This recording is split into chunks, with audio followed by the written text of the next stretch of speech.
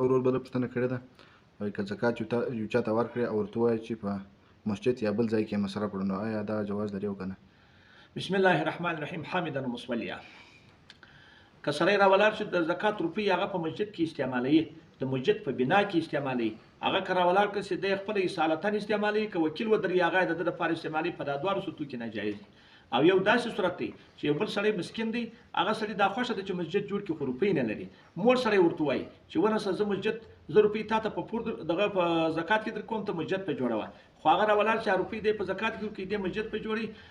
کې چیرې دغه هغه بیا بالکل د هغه روپۍ د خپل روپۍ دي د مسجد بنا د ده ده، ثواب یې هم د دغه مسکین دی دغه هم د ده دی، او که چیرې دا مسجد جوړ شو بیا هغه تصرف هم د مسجد د جوړېدو د ده دی، د هغه چا نه دی چې د زکات ورکړي. یعنې معنا 100 لکه روپۍ یو چاته بل چاته یو مسکین ته یو چا په زکات کې لږ ډول ورکولې د مسجد په جوړاوه، نو بیا هغه مسکین یې پلکه بس کولې چې د زکات غاړې وځي، دا مسجد هم د مسکین دی په دنیا کې هم په آخرت کې هم، په دې دنیا هم تصرفات د ده دي، په آخرت هم ثواب د ده دی، او هغه د هغه سړي دپاره هغه